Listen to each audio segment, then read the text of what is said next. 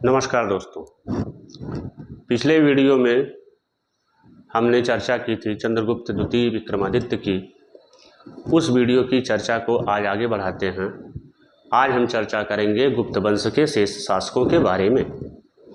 चंद्रगुप्त द्वितीय विक्रमादित्य के बाद कुमारगुप्त महेंद्रादित्य शासक बना। इसका नाम कुमारगुप्त था और इसने महेंद्रादित्य की उपाधि धारण की थी। 415 से लेकर के 454 ईस्वी तक इसका शासनकाल था। चंद्रगुप्त की मृत्यु के बाद कुमारगुप्त शासक बना और इसके शासनकाल में गुप्त साम्राज्य पर जो हूणों का आक्रमण होता था, हूणों का आक्रमण को इसने कमजोर कर दिया। हूण जो थे उनकी कहानी हम इसी वीडियो में आपको थोड़ा आगे बताएंगे। हूणों के आक्रमण को इसने कमजोर किया और गुप्त साम्राज्य हूणों के आक्रमण से दूर हो गया। कुमारगुप्त के शासनकाल के अंतिम समय में, जब उसके शासनकाल का अंतिम समय चल रहा था, उसी समय पर पुष्यमित्र का आक्रमण हुआ। पुष्यमित्र, आप वो शुंग वंश वाला नहीं, ये पुष्यमित्र दूसरा है।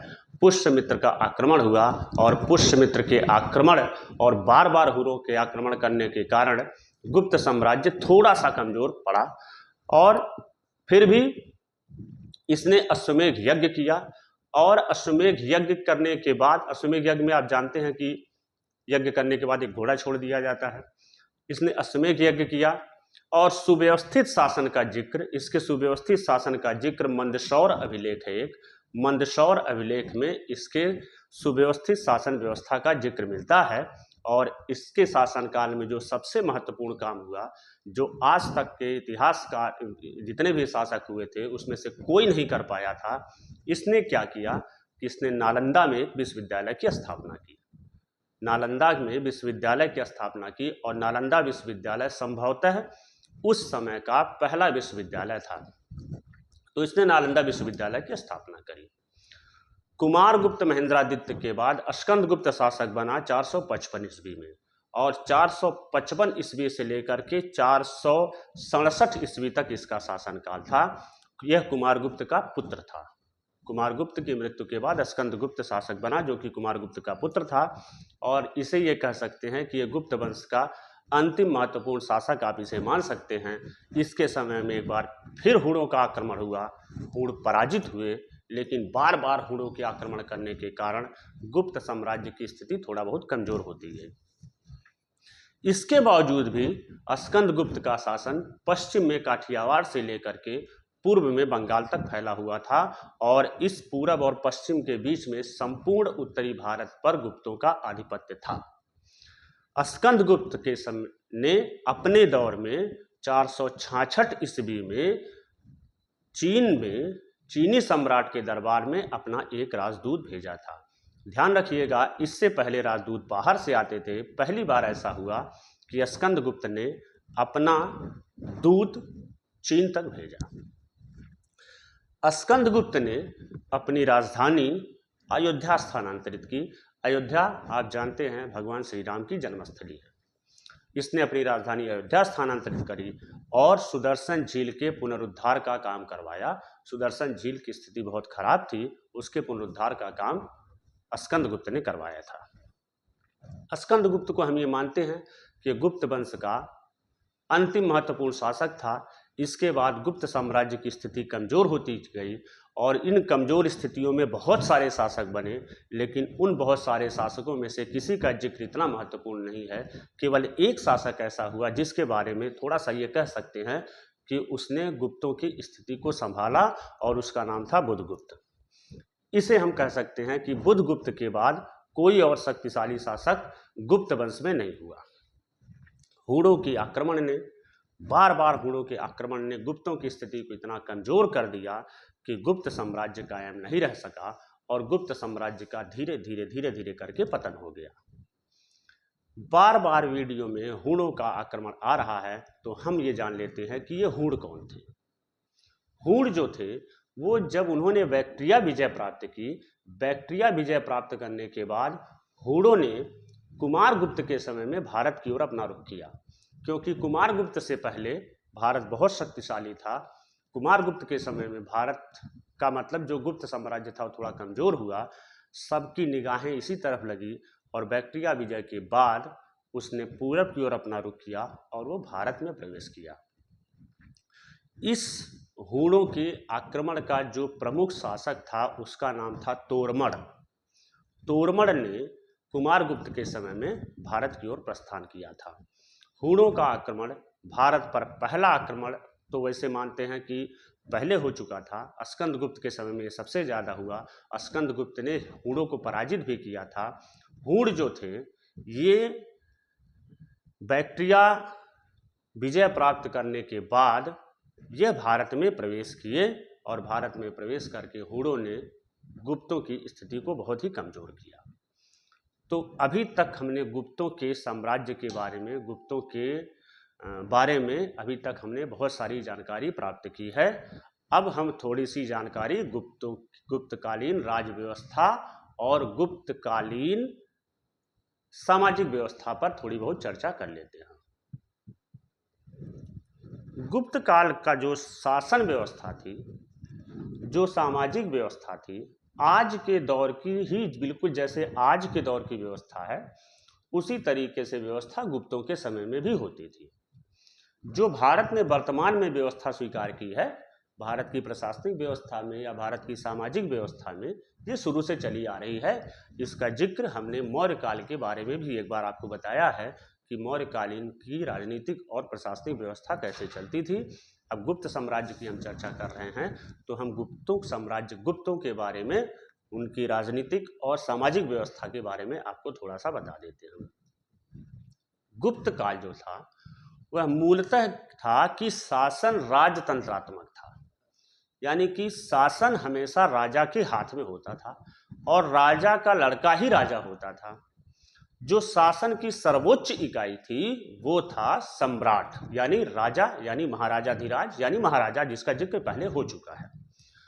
और राजा को ये माना गया कि ये दैवी उत्पत्ति का सिद्धांत है, मतलब राजा ये देवताओं द्वारा उत्पन्न होते हैं, न कि मानव द्वारा निर्मित किए जाते हैं। तो ये राजत्व के दैवी सिद्धांत की व्याख्या करता है कि राजा जो है वह एक तरह से सर्वोच्च है, उसके ऊपर कोई नहीं है। तो हम सबसे पहले उस प्रशासन की केंद्रीय प्रशासनिक व्यवस्था को समझ लेते हैं। केंद्रीय प्रशासन व्यवस्था में राजा की सहायता के लिए एक मंत्री परिषद होती थी। एक बार हम फिर इसकी तुलना वर्तमान समय से अगर करें तो केंद्रीय स्तर पर राजा की सहायता के लिए एक मंत्री परिषद होती थी और वह मंत्री परिषद में बहुत सारे मंत्री होते थे। उन मंत्रियों को अमात्य कहा जाता था और मंत्रियों का चयन उनकी योग्यता के हिसाब से होता था। जिसके पास जिस तरह की योग्यता होती थी उसे उसी तरह की योग्यता के हिसाब से मंत्रालय दिया जाता था। सम्राट द्वारा जो शासन स्वयं शासित किया जाता था, जैसे वर्तमान समय में केंद्र शासित राज्य हैं, तो सम्राट द्वारा जो स्वयं शासित किया जाता था, कुछ क्षेत्र ऐसे थे जिसे राजा स्वयं शासित करता था, उसे देश कहते थे। और देश का जो शासक होता था उसे गोप्ता कहा जाता था और शायद इसी गोप्ता से एक तरह से गुप्त की उत्पत्ति हुई। तो जो शासन, जो भूभाग राजा द्वारा स्वयं शासित होता था, उस जो शासक होता था उसे गोप्ता कहा जाता था। तो यह केंद्रीय शासन व्यवस्था थी। राजा के अधीन एक मंत्री परिषद होती थी, मंत्रियों को अमात्य कहा जाता था। वर्तमान समय में भी यही व्यवस्था है। आप ये जानते हैं कि केंद्रीय स्तर पर एक संसद है और केंद्रीय स्तर पर प्रधानमंत्री हैं। प्रधानमंत्री की सहायता देने के लिए एक मंत्री परिषद है। फिर हम आते हैं प्रांतीय शासन व्यवस्था पर। सम्राट प्रशासन की सुविधा के लिए एक बहुत बड़े भूभाग को छोटे छोटे प्रांतों में बांट दिया जाता था। जैसे वर्तमान समय में भारत में प्रशासनिक व्यवस्था के दृष्टिकोण से छोटे छोटे प्रांतों में बांटा गया है। उस समय भी इसे छोटे छोटे प्रांतों में विभाजित किया गया था। जो छोटे छोटे प्रांत होते थे उन्हें मुक्ति कहा जाता था। वर्तमान समय में उन्हें राज्य कहा जाता है और उस दौर में उन्हें मुक्ति कहा जाता था। और इस मुक्ति का जो शासक होता था उसे कहते थे उपरिक। मुक्ति का जो प्रमुख शासक होता था उसे कहते थे उपरिक। फिर मुक्तियों का विभाजन छोटे छोटे जिलों में किया जाता था। जिले, जिसे वर्तमान समय में जिला या जनपद कहते हैं, उस दौर में इन्हें विषय कहा जाता था। जिस तरह वर्तमान समय में जिले की व्यवस्था देखने के लिए जिलाधिकारी होता है, उसी तरह गुप्तों के समय में छोटे छोटे विषयों को देखने के लिए विषयपति नियुक्त किया जाता था और इसकी नियुक्ति हमेशा ऊपरी के द्वारा की जाती थी।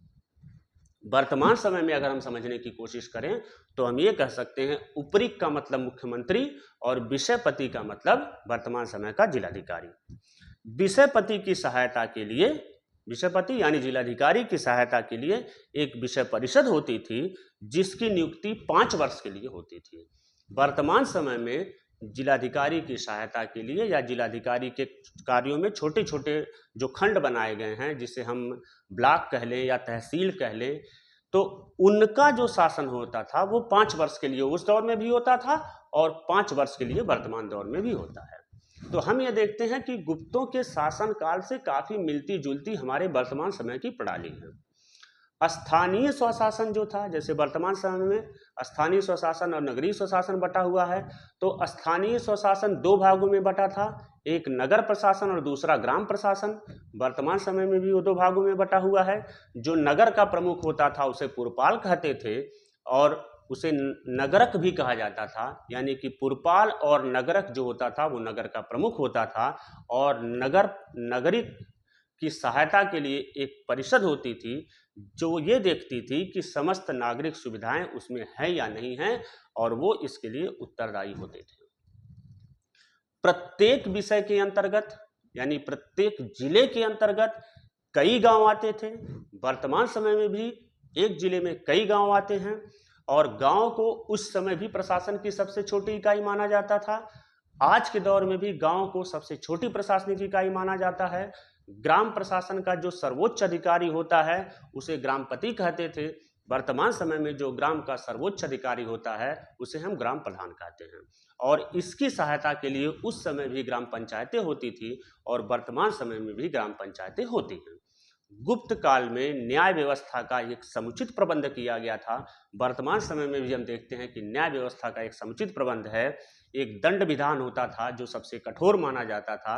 वर्तमान समय में भी जैसे बीएनएस और पूर्व में आईपीसी जिसे कहते थे, वह एक व्यवस्था है लोगों के, अगर कोई गलत कार्य करता है तो उसे दंड देने के लिए।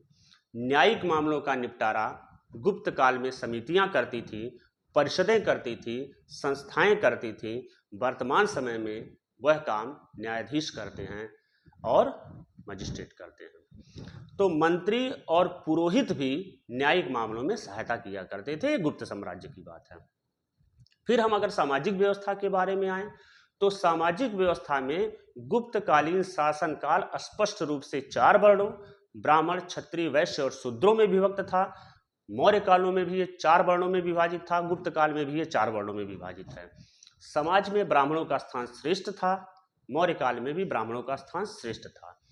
इस काल में ग्रंथों में ये कहा गया है, ये गुप्त काल के ग्रंथों की बात मैं कर रहा हूं, आप में से कोई भी इसे जातिगत टिप्पणी न समझेंगे, तो गुप्त काल के ब्राह्मण ग्रंथों में ये कहा गया है कि ब्राह्मण को शूद्र का अन्न नहीं खाना चाहिए क्योंकि इससे आत्मबल घटता है। ये मैं गुप्त काल की बात कर रहा हूं, आप वर्तमान समय से उसे कतई न जोड़ें। तो गुप्त काल में ये कहा गया है कि ब्राह्मणों को शूद्र का अन्न नहीं खाना चाहिए। मनु के अनुसार 10 वर्षीय ब्राह्मण भी 100 वर्षीय क्षत्रिय से श्रेष्ठ होता है, यानी 10 वर्ष का ब्राह्मण 100 वर्ष के क्षत्रिय से भी श्रेष्ठ है। गुप्त काल में स्त्रियों की स्थिति में बहुत ही गिरावट आई। सामान्यतः 12-13 वर्ष की उम्र में लड़कियों की शादी कर दी जाती थी, यानी कि बाल विवाह चलन में था। सती प्रथा की शुरुआत गुप्त काल से मानी जाती है, जब 510 ईस्वी में भानुगुप्त के अभिलेख से सती प्रथा का पहला साक्ष्य इतिहास में मिलता है कि 510 ईस्वी में सती प्रथा पहली बार भानुगुप्त के समय में चली थी। गौतम ने वैश्य पुरुष और शूद्र स्त्री की संतान को उश्र कहा है। तो गुप्तकालीन शासन व्यवस्था में प्रशासनिक स्तर पर, केंद्रीय स्तर पर बटा हुआ था जैसे वर्तमान में बटा है। सामाजिक व्यवस्था स्पष्टतया 4 वर्णों में विभाजित थी। तो आज के वीडियो में जो हमने चर्चा करी वो हमने गुप्त काल की सामाजिक और राजनीतिक व्यवस्था के बारे में आपको बताया। हमें विश्वास है कि आपको हमारा वीडियो जरूर पसंद आया होगा। अगर पसंद आए तो इसे लोगों को जरूर शेयर करें और हमारा चैनल जरूर सब्सक्राइब करें। नमस्कार।